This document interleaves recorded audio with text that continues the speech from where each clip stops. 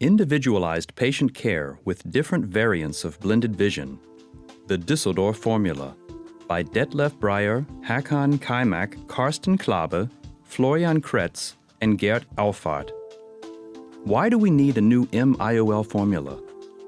The disadvantages of bifocal IOL, such as halo and glare, and no clear intermediate vision, caused 4% unhappy patients and 1% explantations.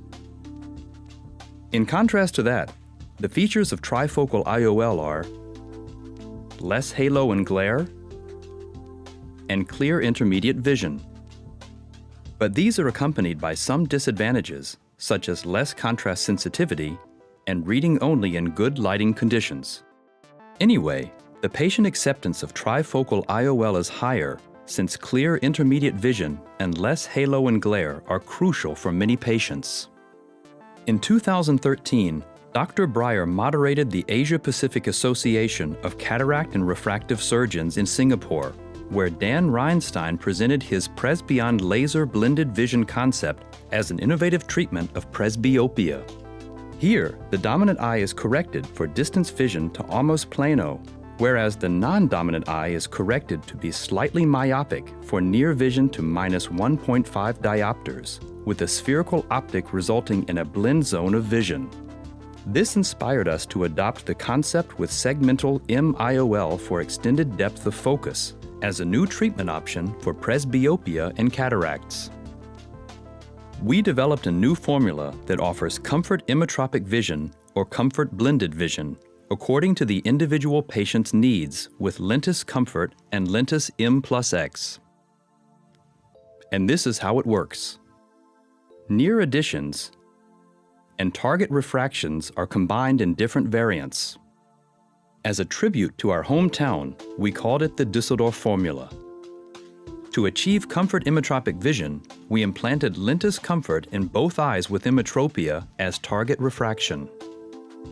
For comfort blended vision, we choose Lentis Comfort with a near addition, for example, -1.5 diopters in the non-dominant eye, or Comfort M+X with the Lentis M+X in the non-dominant eye, according to the individual patient's needs.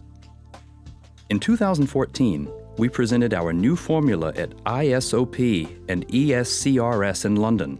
Defocus curves generated from clinical data and the knowledge of multifocal MIOL capacities are indispensable in meeting patients' differing needs. 1 year later, at the next meetings in Barcelona, we presented our first clinically significant scientific results.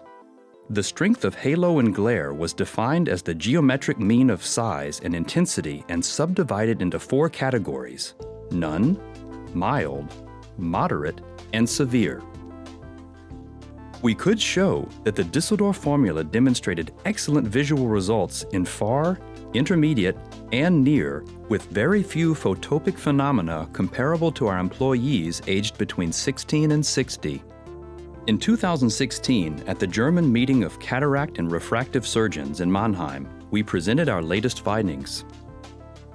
In the cause of our quality management with MIOL, we investigated the influence of the optical design, near addition, and target refraction of MIOL on photopic phenomena.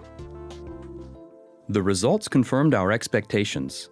In diffractive optics, higher near addition and deviation from emmetropia correspond with stronger halo and glare. Refractive optics overall have higher tolerance regarding photopic phenomena compared to diffractive IOL. How to explain it to the patient? So I do have some questions up front that I get an idea what you wish to see with or without glasses after surgery. So the first question is, what is your profession? I am working as an actress, and I should be able to see and to read very well. For example, the scripts. Actor, okay. Do you have a lot of outdoor activities? Yes, I frequently go for a run. We walk our little dog at all weathers. And we have a nice garden. That's my hobby. Do you drive a car? Every day. Also at night time? Yes, occasionally. So would you love after surgery to see far, intermediate distance and near without glasses. Is this important for you? Yes, if that would be possible. Does your glasses bother you when you're working? Yes, very often. Would you mind to wear reading glasses after surgery? Not really. I would not mind to wear reading glasses for small print.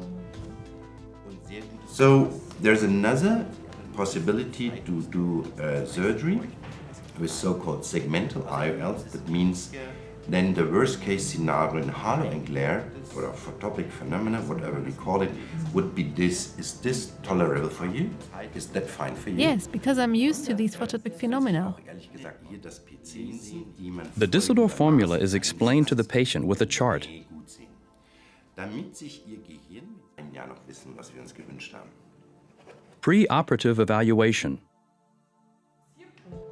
True corneal shape analysis and measurement of total corneal astigmatism with the LED Cassini.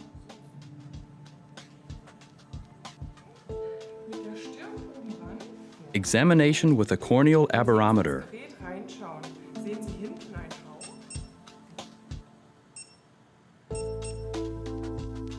Surgery.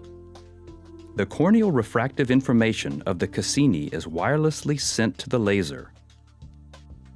The iris registration enables us to find the true axis of astigmatism and mark it with the laser.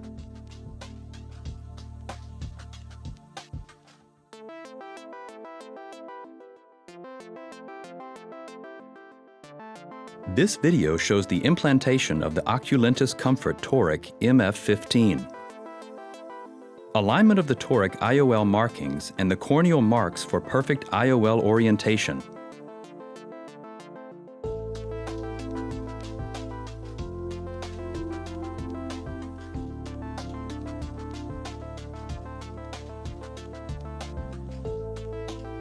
One month after the second surgery. So hello Mrs. Haug. Now we have 1 month after surgery. You did have a little time to get used to your new vision, I hope. Are you happy with the result? Very happy. Very happy, that sounds good. So very happy means that your far vision, intermediate vision and near vision is fine, despite small print reading. Is that correct? Yes, absolutely correct. Where would you think or find yourself? In the maximum, medium or minimum? Medium. Medium, okay, perfect.